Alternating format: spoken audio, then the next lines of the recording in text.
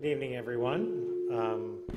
My name is David Elwood, and I want to welcome you here to the John F. Kennedy Jr. Forum at the Harvard Kennedy School. This is a special occasion for a number of reasons. The first is that this is the Albert H. Gordon Lecture, which was established in 1987 through a gift from Mr. Gordon, who received his undergraduate degree from Harvard in 1923 and his MBA in 1925.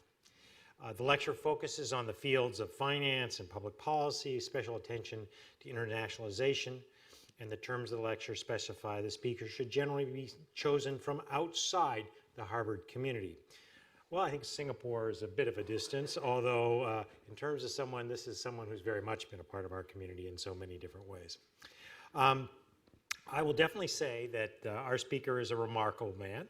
He's Kishore Mahbubani's career in public service spans government, academia, and exemplifies the commitment of advancing the greater good, spirit of innovation that we here strive for. He graduated with first-class honors with a degree of philosophy from the University of Singapore. He then went to Delaware University in Canada, where he received a master's in philosophy and an honorary doctorate. He's also spent a year here as a fellow at the Center for International Affairs at Harvard University. Now, he entered his first part of his career was with the Singapore Foreign Service, where he served between 1971 to 2004. He's had postings in Cambodia, and he actually served during the war in Cambodia there, 1973 to 74. Malaysia, Washington, D.C., and New York. He served with two stints as Singapore's ambassador to the UN and as president of the UN Security Council. He was a permanent secretary at the Foreign Ministry for 5 years.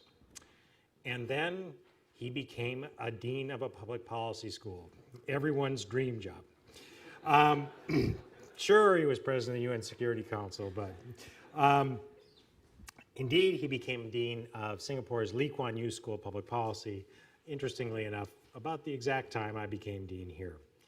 Now, I think I know a thing or two about what it means to be a dean in a school with a name of an iconic public figure of whom the nation is proud.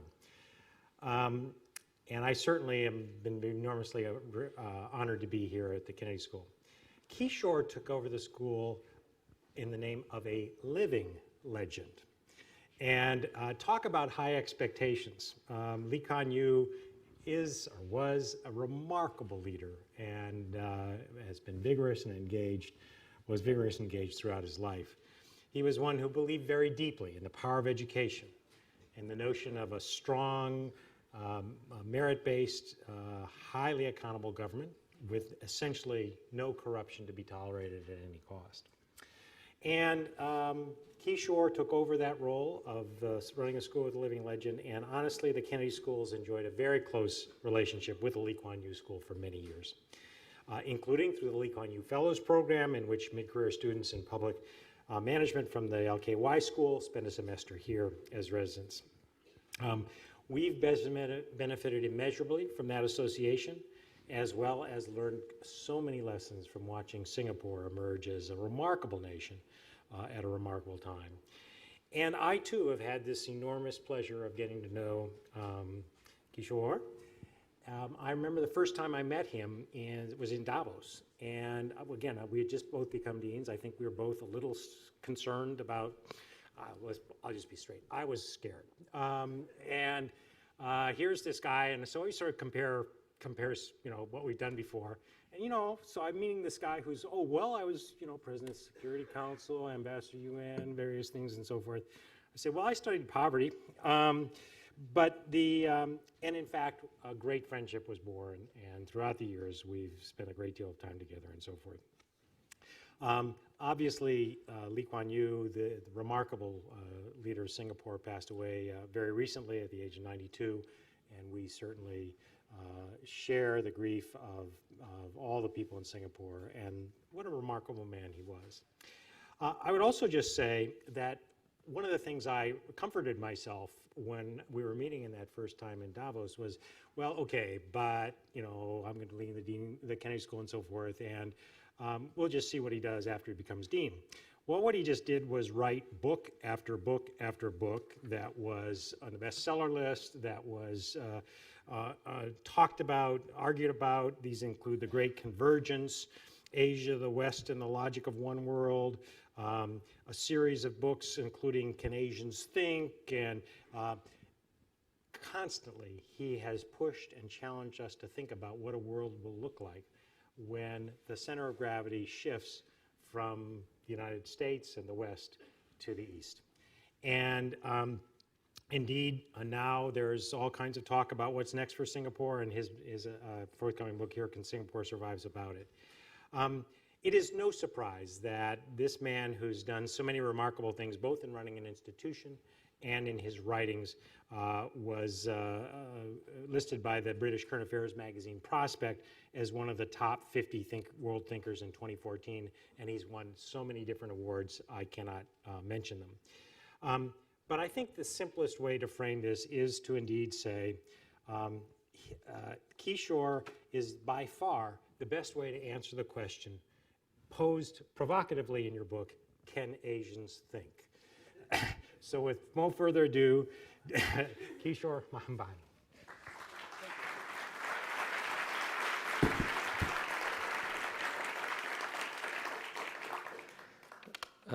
Thank you, David. The trouble with having such a generous introduction like that is that after that, everything is downhill. The best I can do is sit down and keep quiet. But anyway, it's a great pleasure and delight to be here. And I'm really glad you highlighted the very special relationship, David, that our two schools have. And indeed, frankly, the Lee Kuan Yew School of Public Policy, which began in 2004, has been successful because it inherited a public policy program that was set up by the Harvard Kennedy School in Singapore in '91, I believe. So we've inherited a lot of from the wisdom and advice from the Harvard Kennedy School, and I want to thank you very much for that. I also want to thank you for mentioning Mr. Lee Kuan Yew, who, as you know, who passed away. I think I'm not giving a big secret away if I say that he was a great fan of Harvard. And he really treasured the relationship that the Lee Kuan Yew School of Public Policy had established with the Harvard Kennedy School, and he strongly encouraged me to keep it up. And I think he'd be very happy to see that the Lee Kuan Yew School is being recognized here again at the Harvard Kennedy School. Now, let me try to now begin my remarks in 25 minutes to answer the question. I do have actually quite a long text, but I will not, I think it will be put up on your website of the Harvard Kennedy School, on my website too. What I'll give you is a kind of a summary of the lecture. But let me start at the beginning by saying that, you know, in America, I know you begin with a joke. Unfortunately, we Asians, we don't have jokes. I think the title of my next book will be Can Asians Joke? But I'm going to steal, frankly, literally, a joke that was told by one of my predecessors in this Albert A. Gordon series. His name was Richard Fisher. And this is how he began his lecture when he gave this Gordon lecture in 2009. He said, quote, "Yesterday morning as I got on the plane to fly up here, I turned to Nancy and I said," his wife Nancy, and said, "In your wildest dreams, do you ever envision me following in the footsteps of Mikhail Gorbachev, George H.W. Bush, David Rockefeller, and Ban Ki-moon in giving the Gordon lecture at the Kennedy School?" And Nancy replied, quote, "I hate to let you down, Richard, but after 35 years of marriage, you rarely appear in my wildest dreams." I think my wife who's here would say exactly the same thing.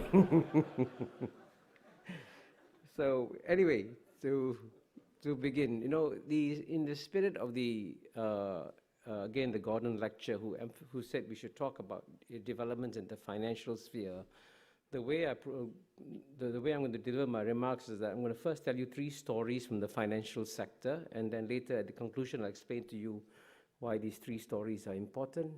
And in terms of explaining and trying to answer the question, I'll first try to answer the question, Of course, what are China's goals and aspirations as it tries to emerge and rise? Secondly, how has the relationship between the United States and China played a role in influencing the rise of China? And finally, try to answer make the point, and which is, I guess, the critical point I'm going to make at the very end, that how China behaves as number one will be very strongly influenced by how America behaves as number one. And that's why these three stories are important, and that's why I'll begin with them. The first story is about an event that happened at the height of the global financial crisis in 2008, 2009. And until that financial crisis came about, the Chinese were very happy that they had developed an interdependent relationship with the United States of America, so that while China relied on America to sell its exports and to buy its products, America in turn relied on China to buy U.S. Treasury bills and to make sure that the U.S. could continue to sell these Treasury bills overseas. So they both felt that, as Tom Friedman said in one of his columns, that they were joined at the hip in a mutually interdependent relationship. And indeed, I can tell you this, as a matter of fact, at the height of the crisis, when things looked really bad, the Bush administration actually sent an envoy to Beijing in 2008 and said, please continue buying US Treasury bills, because that's what we need to preserve global financial stability. And the Chinese were happy to do so, and I suspect the Chinese even felt a bit smug. See, the Americans depend on us. But then, lo and behold, about a month later, in a move that completely shocked the Chinese, the US Fed announced the first round of QE measures in November 2008. And as you know, with the QE measures, essentially the US could print money to buy US Treasury bills. And lo and behold, the Chinese said, what's happened to this interdependence? The Americans can just turn on the printing press and take away this dependence on China. And indeed, one commentator at Axel Merck said, the US is no longer focusing on the quality of its treasuries. In the past, Washington sought to promote a strong dollar through sound fiscal management. Today, however, policymakers are simply printing greenbacks. And Merck said that by relying on the Federal Reserve's printing press, the US has effectively told other nations, it's our dollar, but it's your problem. So that's one story about the relationship, financial relationship between US and China. Then you mentioned a second story from the financial world, which I think not many people notice. Now, I think you must have, of course, you must have heard that the United States has been prosecuting several foreign banks, including HSBC, RBS, UBS, Credit Suisse, and Standard Chartered. Now, for example, Standard Chartered Bank was fined $340 million for making payments to Iran. And most Americans reacted with equanimity to this fine paid by Standard Chartered Bank, and thought that the bank was just being fined for dealing with the evil Iranian regime. However, few Americans actually noticed that Standard Chartered Bank, which was domiciled in the UK, had broken no British laws and had not violated any UN Security Council sanctions, but because the payments made through the Standard Chartered system went through the New York clearing system, the US dollars entered the territory of US laws, and so Standard Chartered Bank was fined. And this is what is called, by the way, extraterritorial application of domestic laws. Again, remember this story when I come to the conclusion. And the third story is about the SWIFT system, SWIFT. I think many of you may know what it is. It's a system for clearing payments between countries. I think it's centered in Brussels. And when things got very rough between the United States and Russia, recently, as you know, the United States said that it might consider denying access to Russia to the SWIFT system. And in a column by Farid Zakaria, one of our mutual friends, a graduate of Harvard, he described the Russian reaction to the possibility of being denied access to the SWIFT system. And interestingly enough, most of us, when you look at Russia, we think Putin is the bad guy, Medvedev is a nice guy, good guy. But there was a good guy, Medvedev, who said, the Russian response to any denial of access to SWIFT will know no limits. So clearly, again, this was a global system for clearing payments, and the United States was trying to use it for either for bilateral relations in terms of punishing Russia. Now, these are the three stories I'm telling you at the beginning, and I'm going to conclude with these stories at the end.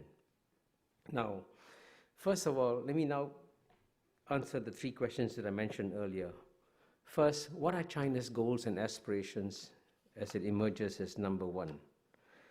And here, the most obvious point that I need to make and emphasize at the outset is that even though China, as you know, is still run by the Chinese Communist Party, I can assure you one thing: the Chinese leaders, unlike Stalin or Lenin or Khrushchev, have no desire to prove the superiority of the communist system. In fact, as you know, Khrushchev famously said in November 18, 1956, whether you like it or not, history is on our side, we will bury you. Now, the Chinese don't have the kind of aspirations that the Russians had to in any way prove the superiority of the communist ideology. So if it's not communism that they're trying to promote, what is it they're trying to promote? And the simple answer is that they would just like to revive Chinese civilization. Indeed, if there's one thing that motivates the Chinese leaders, it is their memory of the many humiliations that China has suffered for over a century, as you know, from 1842, the Opium War, to roughly 1949, or you can even go beyond that. And the one thing that drives the Chinese is a simple credo which says, no more humiliation for China. That's the great motivation. And indeed, Xi Jinping, when he spoke to UNESCO in March 2014, this is what he said are the goals of the Chinese people. He said the Chinese people are striving to fulfill the Chinese dream of the great renewal of the Chinese nation. The Chinese dream is about the prosperity of the country, the rejuvenation of the nation, and the happiness of the people. It reflects both the ideal of the Chinese people today and our time-honored tradition to seek constant progress. The Chinese dream will be realized through balanced development and mutual reinforcement of material and cultural progress. Without the continuation and development of civilization or the promotion and prosperity of culture, the Chinese dream will not come true, unquote. And I think in those few sentences, he brilliantly captured what is the heart of the aspirations of the Chinese people, to move away from an era of having been humiliated for a long time to an era where they once again feel proud about Chinese civilization and what it can accomplish. And indeed, if the CCP, the Chinese Communist Party, could change its name to CCP, the Chinese Civilization Party, then I think it would be a more accurate description of the goals and aspirations of the CCP. But of course, while this may be the motivations, many in the West continue to believe that China's approach is flawed because it is not changing its political system.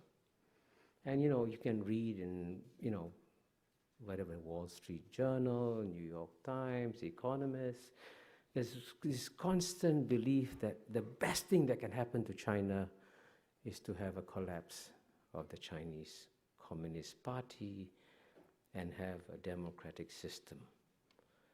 The one slightly provocative point I'm going to make here is be careful what you wish for. Because if the Chinese political system becomes more democratic, it could very well become far more nationalist and far more aggressive as a power. And the great paradox here is that the Chinese Communist Party is actually delivering a global public good by restraining Chinese nationalism. And if you didn't have a strong Chinese Communist Party in charge, you might actually get a more nationalist, a more assertive China. So I believe that it's actually in global interest to allow the Chinese Communist Party to evolve and change in its own way. And that way, I think we will have a China that focuses on economic growth and focuses on strengthening its civilization.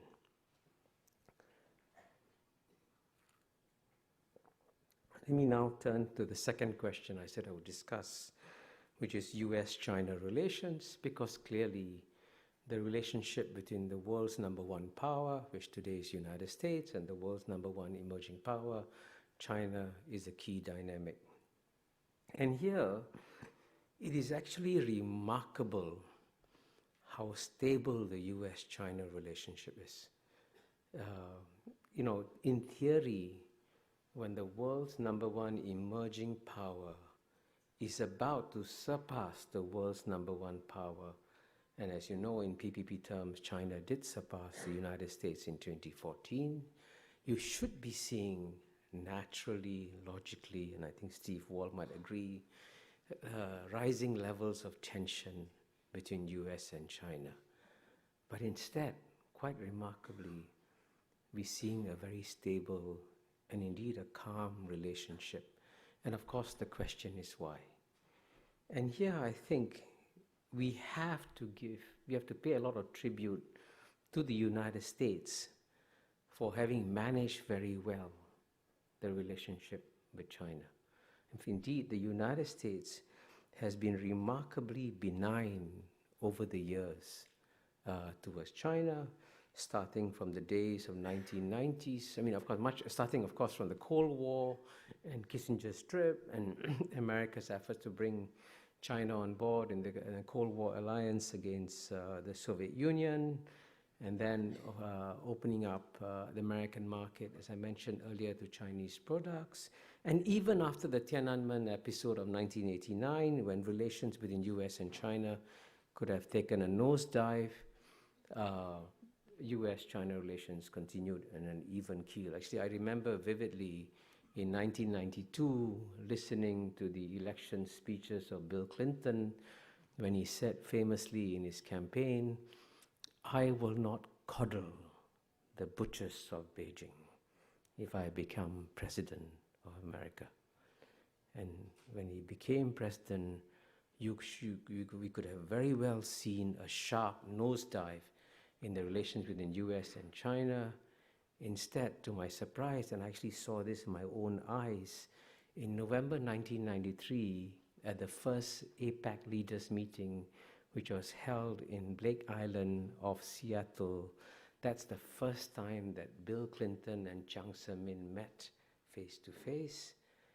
And I could see that Jiang Zemin was incredibly uncomfortable, tense and nervous, and trying to figure out what the US president would do to him in this small, close meeting where I was present. And to Jiang Zemin's surprise, and to my surprise, Bill Clinton coddled the butcher of Beijing. And it was a very wise decision on his part. And by the end of the day, if you had watched the body language of Jiang Zemin and Bill Clinton, amazingly, they were almost good friends at the end of the day, reflecting the great charm of Bill Clinton at the time. But this pattern has continued. United States has helped China by getting it into WTO. The United States has helped China by being sensitive on Taiwan, and indeed coming down very hard on the leaders of Taiwan when they tried to push for independence of Taiwan. So these are various ways in which the United States has demonstrated its wisdom and generosity towards the Chinese. And of course, speaking in Harvard University, I have to mention it is actually quite remarkable that the world's #1 power is training the elite of the world's #1 emerging power by allowing it to send 275,000 students to come and study in American universities. I think future historians will be wondering, why was America so generous in supporting the rise of its #1 emerging power? But all this have led to this geopolitical miracle that we have today, where you have a stable relationship between US and China. And also, by the way, I also have to mention that Chinese themselves have been very careful and sensitive, and some from time to time actually bent over backwards to keep the relationship on an even keel. I was just in Belgrade literally 2 weeks ago, and it's the first time I've gone to a modern city and saw the results of bombing by NATO on skyscrapers. And of course, Belgrade is significant because, as you know, the Chinese embassy in Belgrade was bombed in 1999.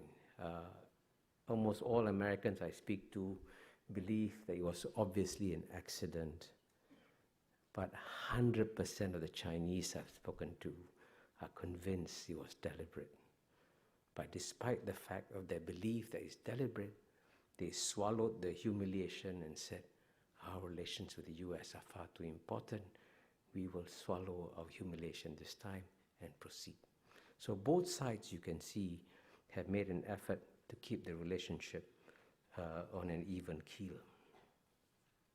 So all this brings me to my third part.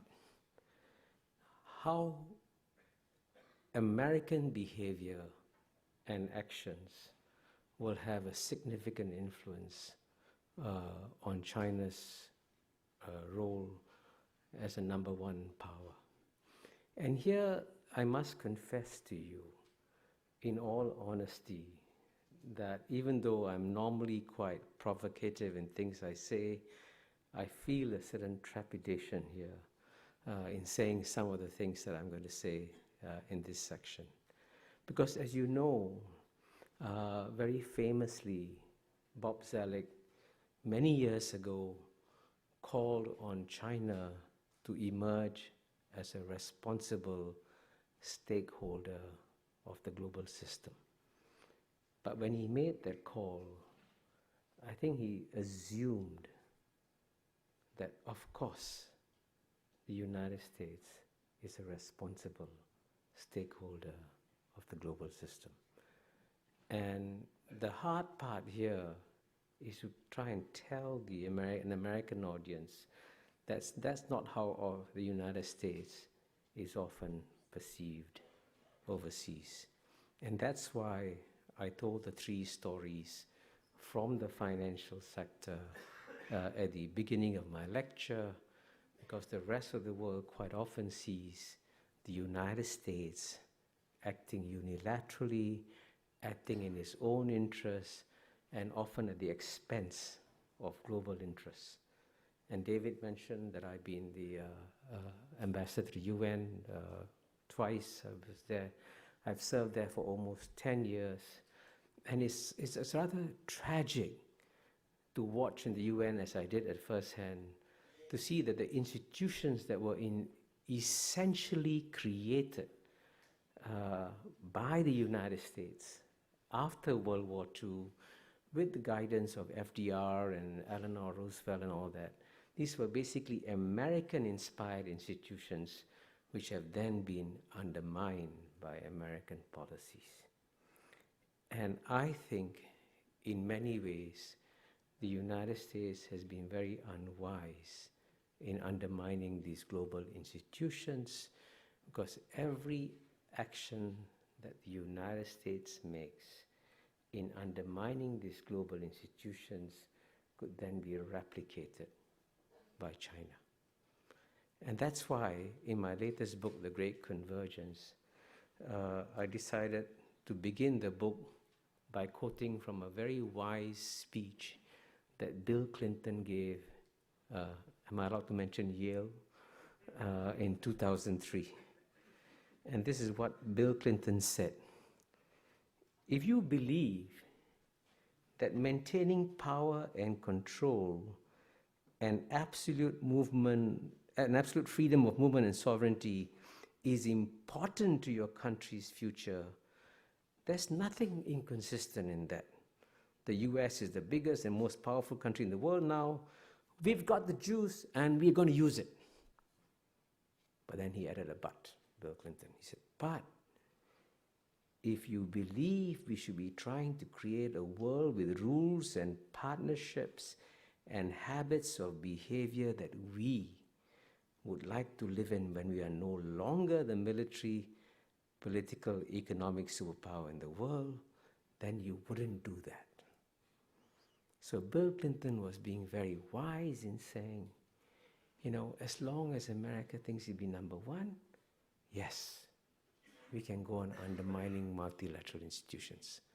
But if we can conceive of a world in which we are number two, then surely it is in America's interest to strengthen multilateral rules and processes. But what is strange is that Bill Clinton only gave the speech once and never repeated that again. Because I'm told it's political suicide in America to speak about America being number two. So most politicians tend to veer away from that possibility. But I think the time has come for the United States to think very hard about a world in which it might become number two and China might become number one. Then surely America's interests change dramatically.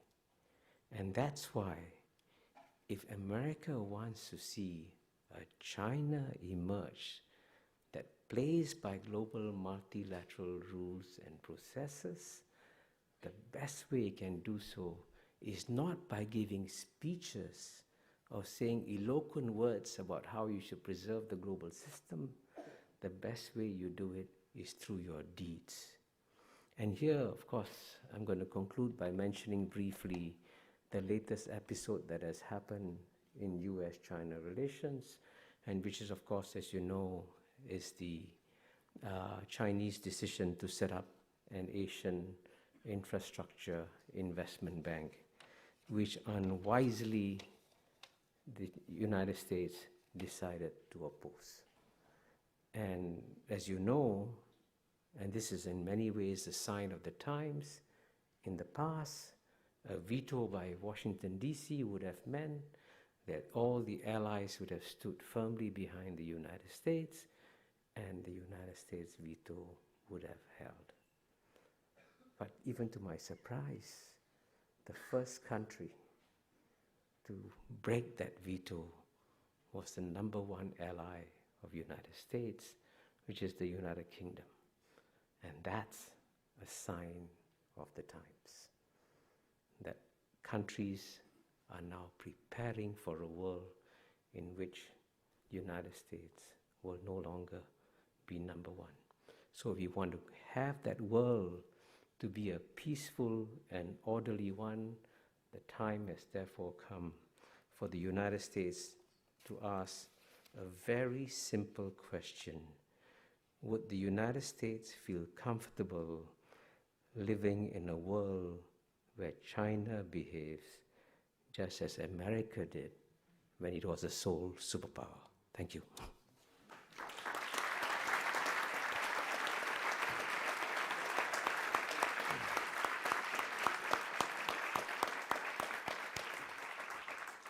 Thank you, Kishore.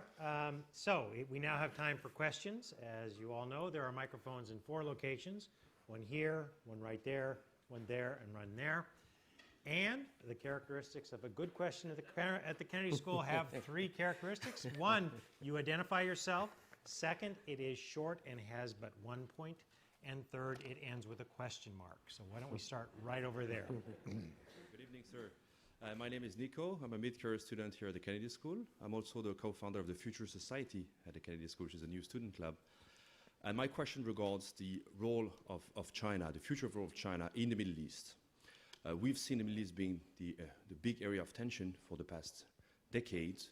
And I was surprised to see, if I recollect properly, that the first trip of the newly elected Egyptian president, Mohamed Morsi, at the time, was to go to China, not to the US, which I saw personally as a big sign. And I was wondering whether you could share with us your perspective of how the region, the Middle East, could change in this new era of Chinese rise. Thank you. Should I answer? Yes, Yeah. go ahead. I mean, this is actually a very difficult question to answer because, I mean, the tragedy about the Middle East is that it is the great exception in a world, as I try to demonstrate in the Great Convergence, which is actually prospering and doing very well. And because that region is a great exception, and to be very candid with you, it has a very dysfunctional dynamic. It is a very difficult region to have any kind of long-term posture or plans. I am very confident that the Chinese want to see stability in the Middle East, but the Chinese will never try to play the role of the United States, which is to go in there and intervene directly and try to influence the political development either inside countries, as with the invasion of Iraq, or in the relations between countries and so on and so forth. So when the Chinese emerge, the one thing they will not try to do is to try and replicate American policies in the Middle East. So next question is right over here. Do note there's microphones here and here, and since I just go around, if you're standing in line, head to one of the other microphones. Hello, my name is Patrick. Thanks so much for this very thoughtful and inspiring talk. As a German, I try to be the diplomat between the US and China. So my question is, how can millennials contribute to, as Kissinger would say, a peaceful coexistence between the US and China? I think the millennials have an enormous contribution to make. And the first thing they should do is read my book, The Great Convergence. And I'll tell you, and it's a serious point I'm making here. I mean, I'm selling my book, but I'm also making a very serious point. The one key point that many people have not understood is that there are many respects in which the world has changed fundamentally. But one way in which it has changed fundamentally is that, and I use a simple boat metaphor to explain this change. In the past, when 7 billion people live in 193 separate countries, it was as though they were living in 193 separate boats with captains and crews taking care of each boat and rules to make sure the boats didn't collide. Now that's the old world order. Now what's happened is that the world has shrunk and it's become small, dense, interdependent. So the 7 billion people in the world no longer live in 193 separate boats. The 7 billion people literally live in 193 separate cabins on the same boat. But you have captains and crews taking care of each cabin, and no captain or crew taking care of the global boat as a whole. And that's why you have global financial crisis, that's why you have global warming, that's why you have global terrorism, that's why you have global pandemics happening also. So I think my generation's problem is that we've got so used to the idea that the only way you solve the problems in the world is by getting independent sovereign countries to talk to each other and resolve the problems. But the world has changed so much that our ideas about how to handle the world of tomorrow are still bound by in fact, it's bound by 17th century Westphalian concept.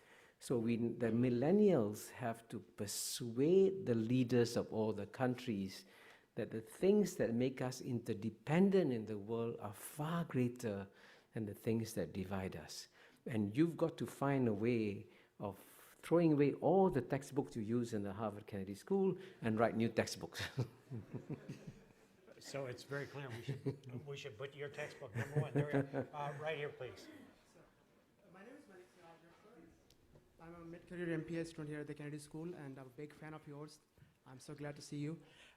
My question is, I've been following your readings and Thomas Friedman and Fareed Zakaria, everybody talking about the post-American world. When you look at the world's top 20 universities, not a single university is from China, or at least top 10 universities. There's not one from China. You see, universities are not like stadiums that you're preparing for Olympic Games. It takes you 10 years to prepare stadiums. Like, look at institutions like Harvard or Yale, it has taken 300 years to establish institutions like Harvard. How is China planning to fill that gap of universities? Because like you so religiously talk about the power of higher education of institutions. So how is China going to address that issue if it's going to be the world #1 power when like not a single university from China ranks among the top 10 universities in the world? Yeah. Well, since I see quite a few questions, if you don't mind, I'm going to give very short, quick answers. Firstly, I'm very pleased to inform you that I think about 2-3 weeks ago, the New York Institute for International Education, IIE, came out with a new book called Asia as the Next Higher Education Superpower. And the introductory essay was co-written by me and a fellow author, the provost. Please read that essay because it actually gives you a lot of data to talk about trend lines. Yes, it's true that the largest, the best universities in the world are still in America, and so it'll take some time, but the trend line is very powerful in terms of development of new universities, institutions of higher education, and so forth. But the second point, which is a very critical point that I need to make here, is that America has been remarkably generous to the world by training the elites of the world in American universities. And I always say that one reason why East Asia has defied all conventional wisdom and why East Asia remains peaceful is that the elites in East Asia, including the Japanese, the Koreans, the Chinese, the Taiwanese, the Indonesians, the Thais, the Singaporeans, and Malaysians, have all studied in American universities. And you know what happens? They use the same concepts, they understand each other, and they can get along with each other. Now, this is a remarkable contribution that American universities have made towards peace in East Asia that no one has fully recognized. So it's in fact good for the world that America retains the best universities as long as it continues to train the best minds from the rest of the world in these universities. Right up here. Thank you very much. My name is Peter Wu. I'm a junior at Harvard College. My question is, when China, or if China becomes #1, what is the future for Hong Kong and the future for Taiwan? Well, I think both will do very well. I mean, and for the simple reason that, there is what I call a rising tide of prosperity in the region. Now, they will have short-term political challenges. I mean, Hong Kong, unfortunately, never ever developed the art of managing and resolving political disputes and so on and so forth. So it's going through a painful learning phase. And the same way, I think in Taiwan or so, you might have short-term political problems, but by and large, both will remain more or less as autonomous economic entities benefiting from the growth of the region. And I want to emphasize, since I come from Singapore, and Singapore and Hong Kong are seen as competitors all the time, it is actually in Singapore's national interest to see Hong Kong thrive and succeed, because we need competition from another city-state, and therefore we can both do equally well. Right up here. Hi, my name is Chi, last name Jai. I work for the internal think tank unit of a large American company. Thank you for presenting a view that perhaps not to the sophisticated audience here at Kennedy School, but I think perhaps in the US in general, that is a little bit different. I follow non-Western, specifically Chinese press as well, and I think the point of view that you presented is quite normal from a non-Western press coverage point of view. But if we look at the average Western press and the public discourse here, and hence policy here, that point of view perhaps is odd. Just like you highlight with the Belgrade embassy bombing, we can actually have US and China looking at things from two totally different angles.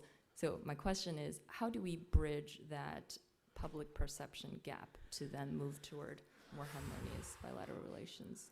Yeah, I mean, I must say that that's a very difficult question, because I think that you know, as I get older, I get less and less surprised by things. You know, it's quite normal. But one thing that's really surprised me is that, on the one hand, the United States has clearly the freest media in the world, the best financed newspapers, the best financed television stations in the world. But I can tell you this, you know, as someone who travels to at least 30, 40 countries a year, when I come to the United States and I go to my hotel room in Charles Hotel and turn on the television, I feel that I've been cut off from the rest of the world.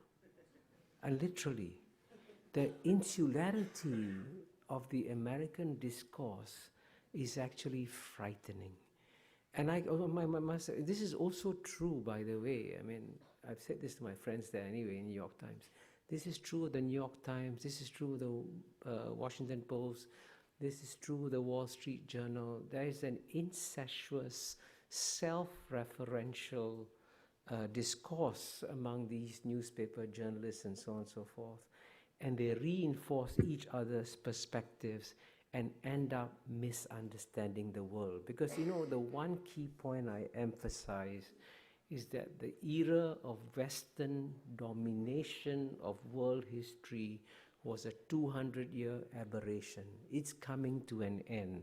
And as a result of it, you've got to learn to understand non-Western perspectives in the world. And it's actually quite frightening that in many ways I find American intellectuals behind intellectuals, including in Serbia, where I just was, or Greece, or in Istanbul, because they are much more aware of what's happening in the world than most American intellectuals are.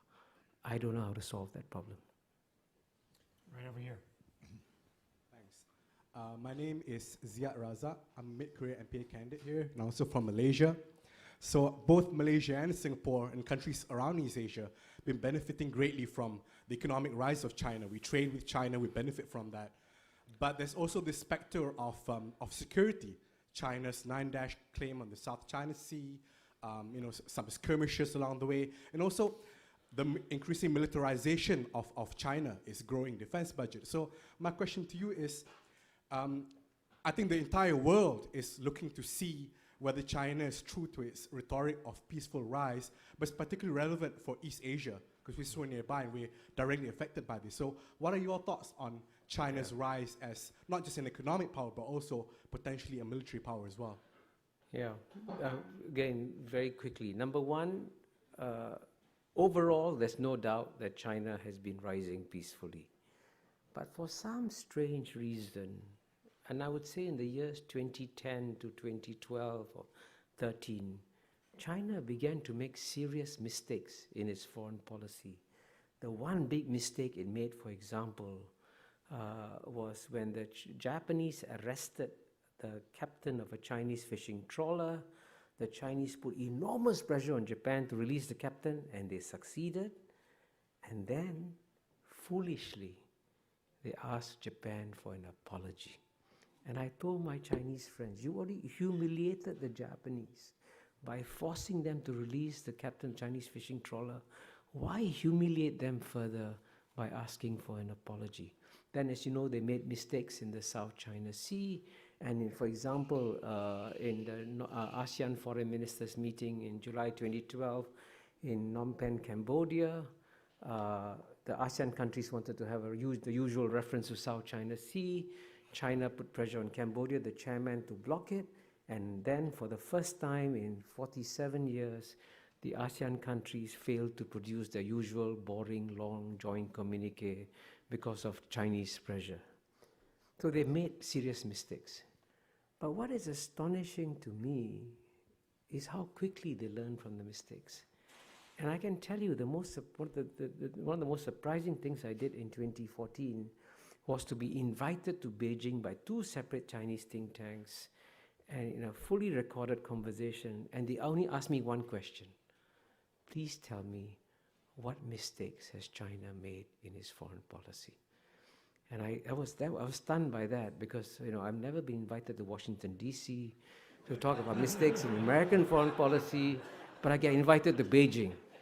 I mean, that's a sign of the times, that is how different the world is today. So I think the Chinese, I want to emphasize one point. The Chinese themselves have not clearly made up what kind of power they want to be, and they are torn by contradictory impulses. And that's how we react to them, how we act as a role model for them, that will make a huge difference. And here in the area of the military, I can tell you one key point I keep saying: it is now in America's national interest to stop aggressive naval patrolling 12 miles off China's shores, because if you do that 20 years from now, there'll be aggressive Chinese naval patrolling 12 miles off California shores. Let's not push for that. Let's work towards a new world where we no longer have to use the military. And I think at the end of the day, there will be no war between the United States and China. Why not gradually de-escalate the military competition? I think it can be done. Right over here. Thank you, David, and thank you, Kishore, for the great presentation. My name is Xin Chai Zhang. I'm from China. It's a great honor to have this opportunity to talk about, to ask questions. I'm the founder of my lab tea company, and my question is: you talk about Mr. Xi Jinping and talking about our purpose to revive our culture. So, what do you think is China's core culture, and how Chinese core culture can contribute to the world, and what we can learn from other civilizations through this process? Thank you very much. Well, I suspect there are many more experts in this room here on Chinese culture and civilization, but I can tell you that there are obviously many roots of wisdom in traditional Chinese culture. And I'm actually hoping that, if you look back over the longer history of China over the past 2,000 years or so, it's actually surprising how few military adventures the Chinese had overseas. And in general, they have actually, as you know, within the Chinese Confucian ethos, the guy who's a soldier is at the bottom of the value chain, right? So maybe developing an ethos in which the military is not so important is one possible thing that can emerge from Chinese culture and civilization. But you'll see things coming in many areas. For example, in the medical area, I think Chinese medicine will become more and more important. And just as, the Western medicine looks at the human body and tries to slice it up and looks at your kidney and looks at your liver and looks at your heart, the Chinese look at the whole system of the body and say, let's figure out the whole system. And I think in that sense, as Chinese medicine becomes, rejuvenates itself, it'll also make a development. So there are many other such places like this. Chinese poetry, Chinese painting, all that will come back in a much stronger way. So you will actually see, one of the happiest things I look forward to, for example, the next 20 years, is that there'll be not one, but many major Asian cultural renaissances taking place in the world. And one of them will be from China. Right up here. Thank you very much. Yeah. Hi, my name is Subin Kim. I'm a student at Harvard Law School. Thank you for coming to talk to us today. It was a great lecture. Some say AIIB is, in some sense, China's stepping stone towards possibly undermining US dollars position as a reserve currency and preparing itself as the new reserve currency for the world, or at least the competing alternative. I'm curious about your response to such arguments. Oh, I think I don't think the AIIB is a step towards replacing the US dollar as the global reserve currency. Is actually the Chinese basically using the AIIB on the one hand to find a use for the money that they have, and on the other hand, there's also a demand in Asia for more infrastructure. Even the ADB has estimated that Asia needs $7 trillion of infrastructure, and that's what it's using its money for.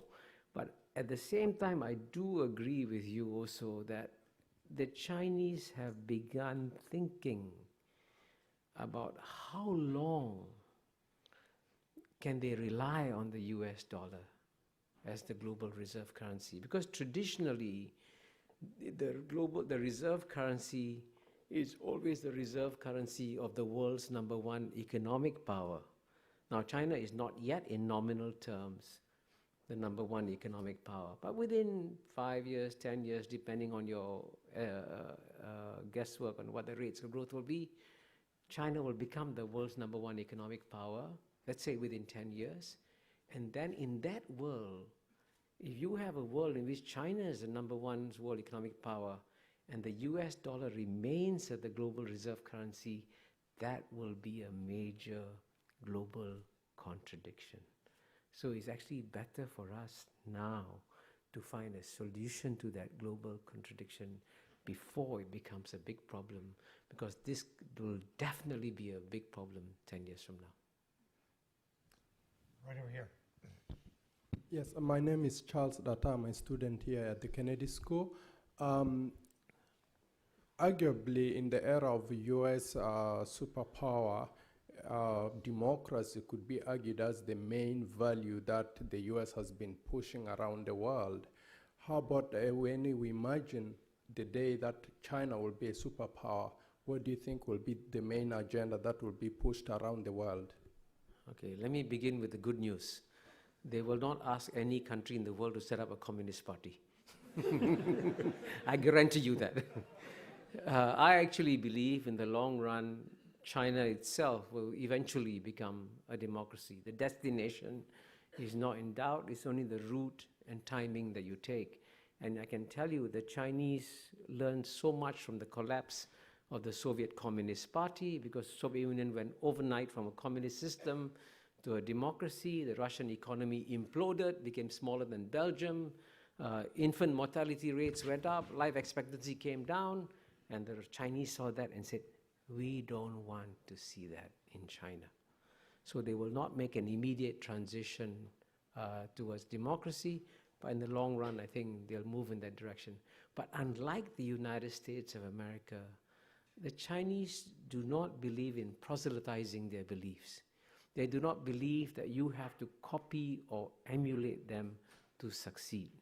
And they also believe that it is far better for people to admire and respect them for their deeds rather than to pay attention to their words.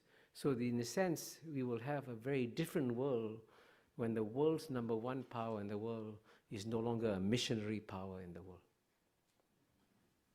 Right over here. Technological institution down the river. My question is similar to the one that was just asked. I think your point is very well taken, that you learn how to behave when you're #1 by looking at the person who's now #1. We're good to our parents, so our children will take care of us in our old age. But how many years after China becomes #1 do you think there would be real press freedom, or artists would have freedom, or the Dalai Lama could come to Tibet? How will that ever really happen with the communist dynasty that you praise, which you can only get away with in Cambridge, by the way? Well, the question of freedom in China, I think, is a very critical question. I first went to China in 1980, and I arrived in Beijing. For a start, there were no skyscrapers. there were big roads, there were no cars, only bicycles. People at that time could not have the freedom to choose where to live, where to work, what to wear, you know. No, not any kind of personal freedom. Today, you go to China, the Chinese people can choose where to live, where to work, what to study, what to wear, where to go. And you know, when I first went to China in 1980, there wasn't a single Chinese tourist leaving China. Last year, 100 million Chinese went overseas freely. And 100 million Chinese returned to China freely. Now, if there's no freedom in China, if China was this despotic, oppressive state, would 100 million Chinese come back to China? So clearly there has been an explosion of personal freedoms in China on a scale that the Chinese people haven't experienced, right? Now, you mentioned difficult things like the Dalai Lama. And I agree with you that China should deal with the Dalai Lama. But isn't it shocking that the United States of America, which is the world's freest society in many ways, actually prevented some Islamic scholars from coming to teach in American universities barely 10 years ago? That's shocking. So, and all I can say to you is, no country is perfect. Every country has got to learn to improve itself. Kishore, I want to take advantage of my position here to ask you a question that no one else has seemed to ask, but since you asked it rhetorically yourself, is after Lee Kuan Yew, can Singapore survive? You know, my favorite answer is buy the book. No, actually, I did. That's not generally an acceptable answer here. So, I know. No. Actually, I did launch a book 3 weeks ago in Singapore called Can Singapore Survive? But I'm actually, the answer I gave is very simple. The probability, of course, is that Singapore will survive. I mean, Singapore will not just survive, Singapore will do very well. Because, you know, Mr. Lee Kuan Yew and the founding leaders of Singapore created some of the strongest institutions in the world in some areas. The quality of mind of the Singapore civil service, I think, is number one in the world. The quality of mind of the Singapore judiciary is also probably number one in the world. The quality of the Singapore military is probably among the top 10 in the world. Singapore's education system is already ranked among the top 3 or 4 in the world. We have the world's best airport, the world's best functioning port. So we have created a whole ecosystem of excellence in Singapore. And with that ecosystem of excellence, Singapore is poised to take advantage of a major historical opportunity that is coming its way, because just as London served the European century and New York served the American century, the one city in all of Asia that is comfortable with all the major civilizations in Asia, with Chinese civilization, with Indian civilization, with Islamic civilization, and also Western civilization, is Singapore. So Singapore is going to become the New York of the Asian century. So it's a great time coming ahead for Singapore. But, okay, right there. My name is Ihab Gamal. I'm a mid-career from the troubled area of the Middle East. My question to you is that, do you have any doubt about China's economic growth going forward? So the rise to the number one is based on a wondrous story of 8% growth year over year. Yeah. Demographically, there's a lot of challenges in the economy. Do you see this story really continuing to become the nominal number one in the world? Yeah, I'm really glad you raised that question, because I've been here for 48 hours, and I must say almost every person I met in Harvard, the first question they ask me when we talk about China is, can China sustain its economic growth? And of course, it's possible that there could be a massive slowdown in China. They could grow at 3-4% or whatever. So that's possible. But if I was a betting man, I'm prepared to take bets with you all that I think China will be able to sustain growth of 7%.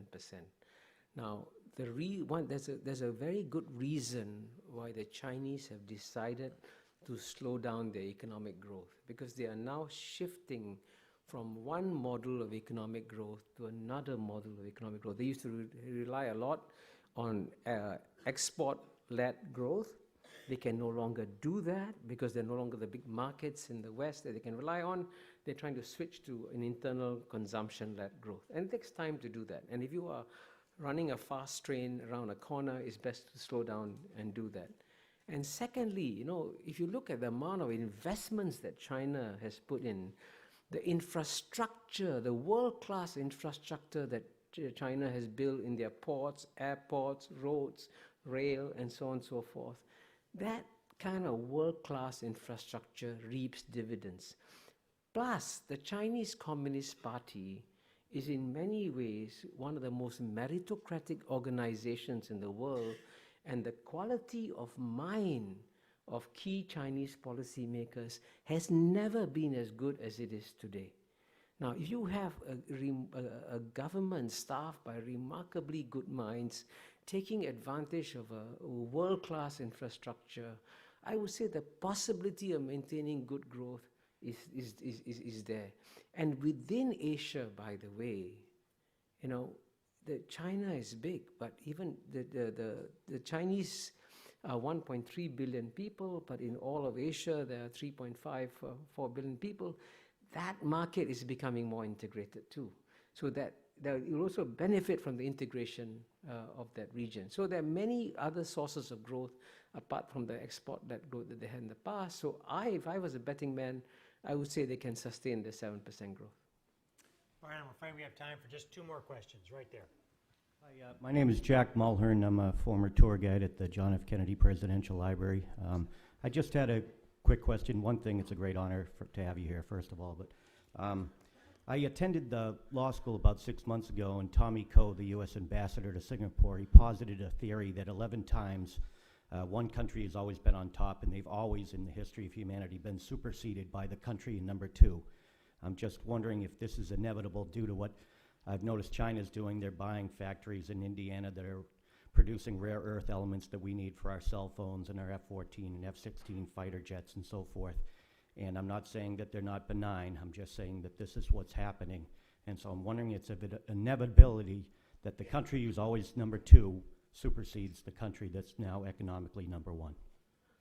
Well, I'm not. Tommy Koh, by the way, is a Singapore ambassador, former Singapore ambassador to the U.S., a brilliant guy. In fact, I succeeded him as ambassador to the UN.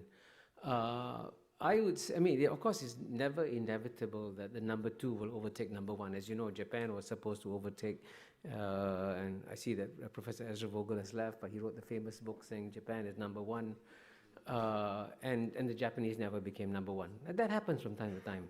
And it's conceivable that China will not become number 1. It's conceivable. But, the probability is very clear that, if you have a country with a population of 1.3 billion people, China, and a country of 300 million people, United States, if the average Chinese can perform at 25% the level of the average American, China will have a bigger economy. And if you have any doubts about the capacity of the Chinese mind to do well, look at the exam results of Chinese students in any leading American university, right? You look at the list of PhDs that come to collect, you see the success of the Chinese intellectuals. So what's happening here, by the way, is that, I always say that, Western education was developed for the Western mind. But one thing we haven't noticed is that in the last 10 years, when you take Western education and you combine it with the Asian mind, including the Chinese mind, it has an explosive effect. So the Asians are thriving with Western education, And inevitably, this is going to fuel the rise of China in a big way. And I'm very confident that the average Chinese can perform more than 25% the level of the average American. And that's why I think China will have a bigger economy. Right over here, I'm afraid the last question. Hello, my name is Mabo Mwesley. I'm a student at the business school. Thank you for being here this evening. My question is, how would you characterize in all likelihood the U.S.-China relationship, specifically in the range of 15 to 25 years, where while China will likely be number one, the U.S. will likely be a close number two? Yeah, of course, it's possible that the United States will be a close number two to China. But many of the projections that I've seen, I'll give you, for example, Goldman Sachs has projected that by 2050, the number one economy in the world will be China, and I've been speaking a lot about China. The number two economy in the world will be India, and the United States will be number three. So, and it's actually surprising that so few Americans speak about that world. It's already impossible to speak about being number two. It's even harder to speak about being number three. But that, frankly, is also going to happen. I wrote an essay recently in which I said that, if you look at the most successful ethnic community in the United States, I would have thought in the past would have been the Japanese or the Chinese or the Koreans or the Jews. But the most successful ethnic community in the United States by far is the ethnic Indian community. And if you look at one statistic, if the average Indian in India can achieve half the per capita income of the average Indian in America, India's GNP would not be 2 trillion, but 25 trillion. And if you go to India, as I do, the sense of optimism about the future is phenomenal. So I've been talking a lot about China, China, China, but there's actually another bigger Asian story. There's also India and other states that are doing very well. So in that world of tomorrow, it is just by sheer mathematical logic. The amount of space that 300 million Americans have carved out for themselves, politically, economically, when they represent less than 5% of the world's population, has been phenomenal, has been exceptional. But it cannot carry on because the rest of the world has stopped underperforming. And if they start performing normally, and America will continue to remain a strong, dynamic, successful country, but its relative share of the global GNP can only shrink. Dean Mahbubani, thank you so much. It's been very good.